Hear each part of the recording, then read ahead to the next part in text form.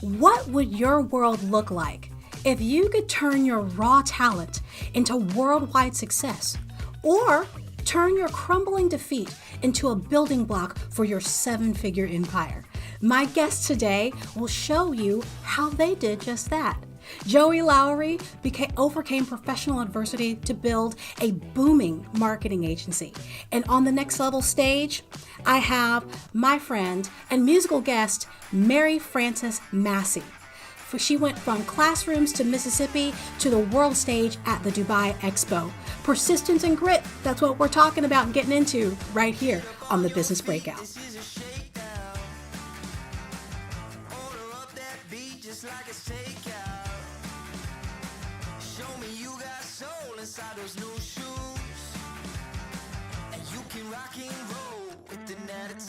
So good, so fresh, just the way you like it. Aww. Oh man, well, you know, the journey from local roots to global reach is not one without obstacles. And I am really looking forward to learning from our guests today the steps that they took to make those things happen. But before I get too far into it, if this is your first time here with me, whether you're in the replay or watching us live, hey there, I'm Ella Glasgow, and I am your host and the Director of Funability at Beyond Virtual Events, where we help established small businesses create impactful virtual experiences. And this just so happens to be the virtual event that I produce live inside of Zoom on the first and third Wednesday of every month. I've got people in here with me right now. Say, hey, everybody.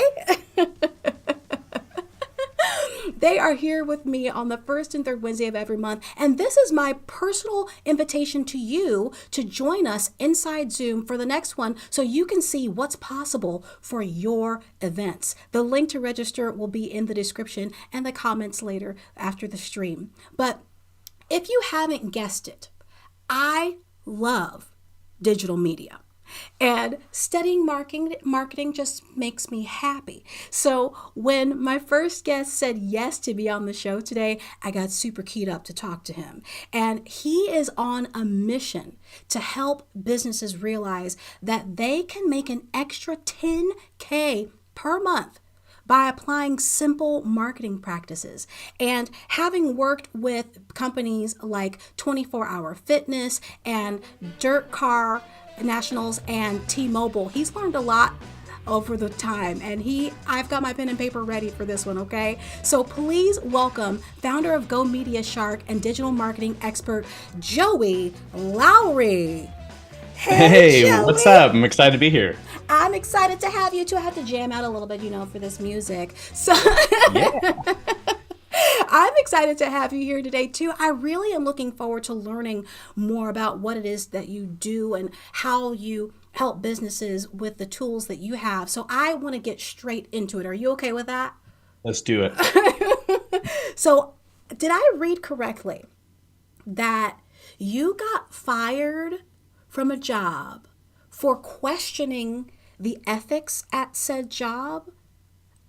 Yes, that is correct. That is insane. And from that particular thing, that was the catalyst that propelled you into your own media agency. I need to know about this and how all of this went down. Yeah, it's one of those things now I realize more than ever that it's literally the Wolf of Wall Street. I mean, when it comes to digital marketing, you really don't know what's going on. And half the time, there's a famous quote of, I'm spending X amount here and X amount over here, but I don't know which X amount is actually getting me the result and which one I'm wasting. And so the company I was working for, I won't obviously mention who they were, but, the reporting was really off. And when it came down to, being a commission salesperson at the time, losing clients. And as far as I knew, we're doing the best we could for them.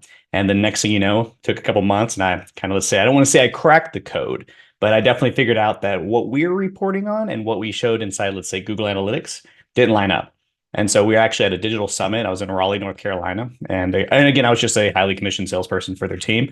I'd been there for about a couple of years. And basically, I brought it up one night.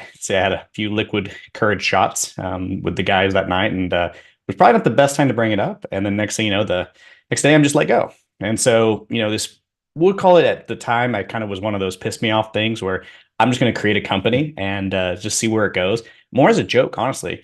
And so I actually named the company after an animal that could eat the animal they're named after. And so it was kind of petty in the beginning, but honestly, what it did was it just fueled me to jump into the whole world of like helping businesses just figure out what exactly they're doing and then how to grow from it, but also stop getting screwed over by digital marketing agencies, and consultants. Wow. That okay, that's insane. But I'm glad that I guess this happened so that we could have you. Thank you. Yeah. I mean, end of the day, they burnt the boats for me. So there was Right. only Right. onward to the beach. Sometimes you got to have those moments to really find your stride and find the thing that is really going to be the the growth factor for you. So, Mhm. speaking of the tactics and things that you or the things that you were seeing happening at your agency that you were with previously, what are Yeah. those top things now? Because I know you saw a lot. You saw a lot, and especially working with the Mhm. companies that you have, and now working with businesses. What is it that you are really the most excited to help them with? Man, the one thing that I don't think businesses realize is even with this whole revolution of AI, Google has never been stronger. And there's so much search opportunity and search potential out there. And I'm not saying it's one of those things where businesses or even marketing people to experts or whatever need to be experts in this field. But I mean, you just got to be dangerous enough to cook. Doesn't mean you got to be a, Michelin star chef, but you just need to know what you're doing in and out of the kitchen a little bit when it comes to, let's say, SEO. Also, at the same time, there's a lot of businesses doubling down because of the situation with COVID and other things that left a huge opportunity for us in the right way to come in and market to our exact online audience. And there's a lot of wasteful spending going on, which, if as a business, you can either trim that up and, find the best way to get around that, or maybe as another business, now you can double down because somebody else is wasting money and you can, jump on that. Yeah, so okay, with the things that are wasteful spending, Mhm. I feel you probably know when it comes to wasteful spending that people are spending wastefully spending things on overrated or like ineffective Yeah, tactics. that's a huge issue. I think one of the biggest things as a business, especially if you're listening to this, I take one big step back and I always tell every business we sit down with, no matter what, one, I want to know what your competition's doing. I mean, no matter what, we're not trying to reinvent a wheel here. We're just trying to make it smoother. So what I'd like to know is what's your competition doing? Are they doing anything that we should apply to ourselves? And then secondly, I'd look at, instead of focusing on, adding more targeting, adding more metros or geos or just, whatever, take a step back and actually define what is not your customer and spend more time on the negative, because I guarantee you the more time you spend on the negative, it will actually evolve into a positive in ROI and also for your marketing budget. I don't think enough people understand what you just said with focusing on what you don't want, especially in Mhm. this day and age. And I mean, I am one of those people. I will woo woo woo with you all day long. I love me Mhm. some woo woo. Okay. And but with that being said, there's a lot of times that within that space, we're like, I can't think about the negative stuff. You have to just think about the positive all the time, Mhm. meaning that you are not taking the time to identify what is not for you and ending And up all, speaking to everyone. and also focusing on who's not your client, Right. or who's not your lead, who's not your next, let's call it opportunity. And especially when it comes to like Google ads and Facebook ads and things like that. I mean, we boil down and really define who our audience is online. And we spend, like I said, more time on the negative. Who are they not? And the best, kind of let's call it, advice I could give a business is define, who's your Jack and Jill or whoever. Define this married couple, whether, whoever it may be, more or less, but build the perfect avatar, but mainly build out what they are not. So, Jack and Jill don't do X. They don't hang out here. This is their age range. This is what they don't, let's say, go, or this is the different places they don't go online. Because again, once you start defining your targeting and you're like, okay, does Jack and Jill do this? Does Jack and Jill maybe hang out here? What other part are, let's say, products or things are purchasing online, let alone what are they reading? And when it comes to running digital ads, you actually can take a huge step forward and a leap now by being more negative, if you want to call it, to produce that positive. But also goes back to two, if you really want to get down and dirty and, let's call it producing more leads and more sales, what really comes down to it is really getting a better understanding of what your competitors are doing. And for example, you could literally go to Facebook, let's call it the Facebook or Meta library, and literally see what ads a competitor's been running longer and then kind of, let's call it, make it a little bit smoother, and basically create that same ad for yourself, knowing that the reason they're running that ad for so long is probably because it works. Yeah. I think that I don't know that people really know much about that Facebook ad library. When I discovered that thing, look here. Mhm. Look, there is a wealth of information in the Mhm. Facebook ad library if you can just remember how to get to it. Yep. Yeah. And that's the problem. It's like we get so hung up in our day-to-day activities that we forget, what's the priority, or how do we, niche down in a certain area that we want to improve on, versus, bouncing to the next activity just because we feel like it. Right. So, with that being said, knowing that, because I think you just thrown out some really important things that people can do. And I think that these are really actionable things, going into that Facebook ad library and seeing what your competitors are doing, what is it that they're saying to their audiences? How can you utilize that for yourself to be able to win a piece of that market because you're looking at the same space? And also being able to identify what your customers are not. I think those are really two actionable pieces. And I would ask you directly, Joey, for our businesses that are listening today or in the replay, what would you say would be outside of those two things? Are there any other actionable steps that they could sit down today and see an ROI on doing that thing if they do this one thing today? Yeah. So this is a big one. I've spent a ton of time on YouTube. I'd say to the point of I'm actually getting paid now to give this advice. So this is a huge one. What I would do, honestly, is because of the content of AI, and we're going to talk about this just for a quick second. AI is being generated so rapidly, and people are just throwing up blogs on their website. And now Google's having this internal issue of, human, not AI, or human AI situation, but let alone it's getting into linguistics. How is it worded, down to, just even phrasing, does that really actually sound like a human?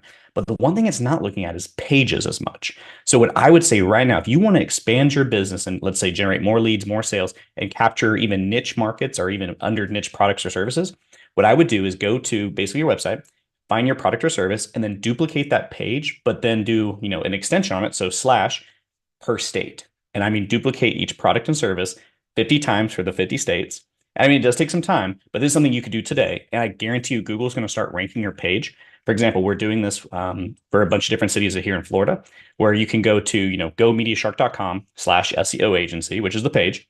But we just did an extension, and all we did was add Kansas now or Florida to it. So now Google's thinking in Florida, social SEO agency, here's your answer. And then you do it one step further. So you would duplicate the Florida page. Now you do, let's say, Orlando. So you're telling Google in Orlando, in Florida, the SEO agency is Go Media Shark. And imagine doing that for your product and services. It's kind of complex in a sense, but it really all you're doing is, your website's a library. And so everybody tells you out there, add more blogs, which is like basically adding more books. But if you added more, let's call it aisles, pages, you could build a Library of Congress, which would give your website the authority, in the sense of Google's eyes, to refer a lot more leads, a lot more sales, and honestly dominate Google search. I don't know if you all were paying attention to what he just said, but he just laid it all down. Like, I asked for something and I was not expecting you to just give the keys to the kingdom, Joey. I mean, you can't tell all the secrets, Joey. No, I'm excited for this. I want more people to do it because I'm seeing, let's call it, those Wolf of Wall Street people out there charging you thousands of dollars for this little piece of advice, that there's plugins that are maybe 10, $15 you pay one time and it'll duplicate your pages for you. You just got to look at the URL structure. And literally, if you want to see example, you can go to gomediashark.com/SEO agency/Florida/Orlando and just think that SEO agency part needs to be your product and service. And then you just more or less just copy that and apply it to your website, and you see some great opportunity in that. That is insane because, we've heard for years, I mean, if you are looking into marketing and researching marketing at all, then you've heard for years that you need to be local to whatever areas, whatever you're trying to reach out to, expand to. And if you're a business that doesn't just work locally, but you can provide your services and your products to other places in your country, in the world, however that may be, that you can do things like Joey is talking about right now. But I don't know that I've ever heard it explained so succinctly, and so easy to do. Because and I'd like to bring up real quick, just as you just pointed out, if you're a local business, just think about your surrounding areas. I've worked with a roofing company. We're trying this. For example, here I'm in St. Petersburg, Florida, technically, which we got Tampa, Bias, Clearwater, Sarasota, St. Pete Beach, Largo. Instead of having to go Orlando, Miami, Jacksonville, or if I'm in Missouri, Kansas City, Springfield, Missouri, St. Louis, up north, say St. Joseph, I can just do the local 6 communities around me. And literally, again, you're telling Google, in this very niche location in Florida or your state, here's a product or service solution, and here's the business that you should recommend. So again, you don't have to do this on a large scale. You could definitely do this on a localized, small scale for sure. I love that. I honestly was thinking about that in the last couple of months as I'm thinking about my own website and doing the things, because, we do the things in our URL, like you just said, to make it be local to where you are. But I wondered if that was a tactic that was still working and valid anymore. And thank you for letting me know that it is. Check that off. I will continue to do. There we go. To do that. Joey, oh my gosh. Okay, so there are so many things that I know that we could continue to talk about. But I'm going to have to let you go for a little bit. So, but don't run away. Don't run away. I know you guys are going to want more from him. I promise you I will bring him back later, but I have more people that I need to bring onto the stage. Thank you for being here for this moment, and I will see you in just a bit, Joey. Okay? See you soon. I told you that I was incredibly excited to talk to Joey today because I knew, even though today was the first day that I actually met him face to face, I knew that he was going to be bringing the goodness, and the goodness he did bring to us today. So I hope that you took notes with what it is that he was saying, because that is some good stuff right there. And obviously, if you feel like it's something that you can't handle, if what Joey was talking about today is something that you're just like, I don't know if I can do that, then for sure, head over to his website, connect with him, and he and his team will gladly help you to crush it on the World Wide Web.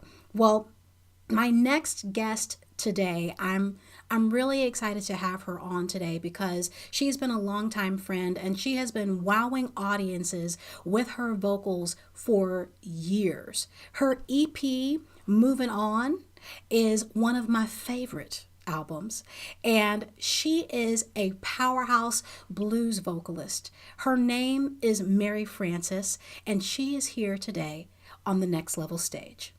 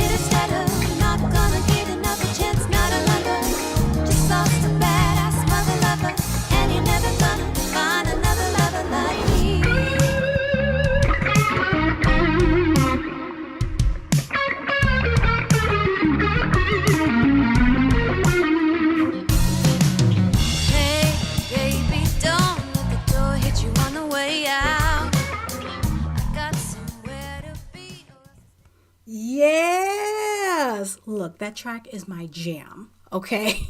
It's my jam.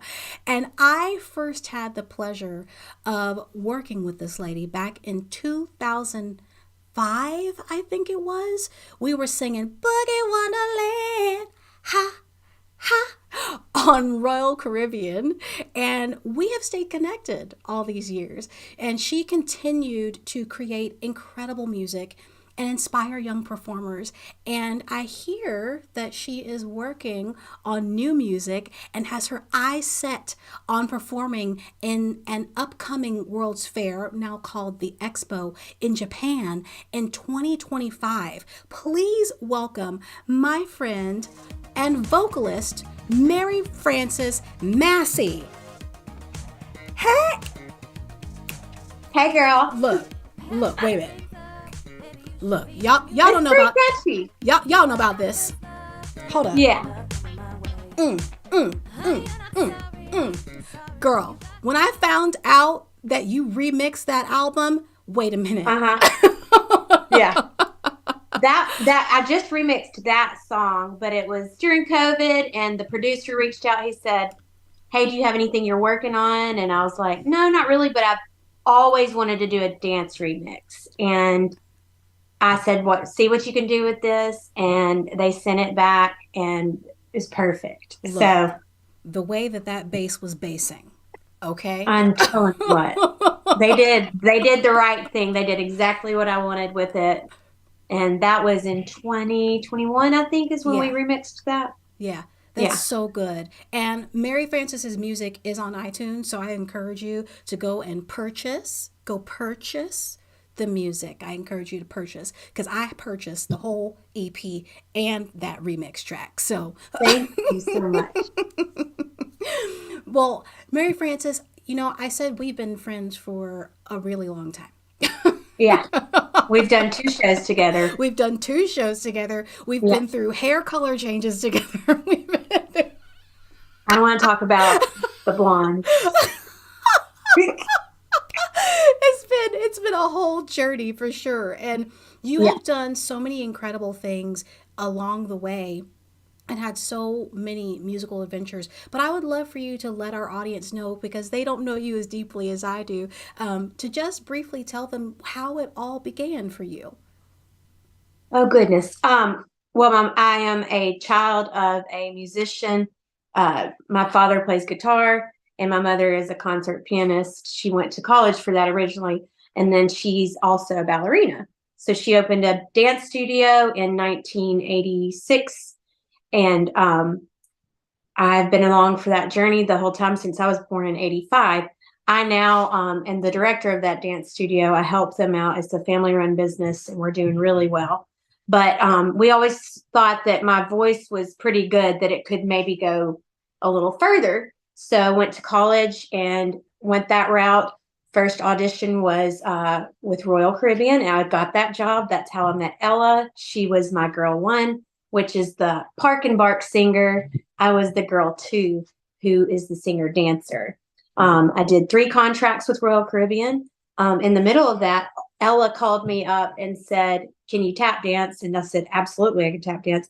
She sent me to Nashville for an audition, and we both ended up doing a show with Matt Davenport Productions, Christmas in Chocolate Town. She and I lived in Hershey, Pennsylvania in 2000. I think that was 2007. And you gonna tell them how old we are, Mary Frances? I'm sorry, yeah, we don't age, but Elle and I have done 2 different shows together. I'm predominantly a singer dancer, yes, but these days I mainly just sing with my band and try to put new music out, and I've done a lot of theater as well on the side. Yeah. Speaking of new music, I know you were telling me recently that you guys are working on there's going to be finally another album. We're working on it. We are working on it, and I honestly don't know what direction it's going to go into yet.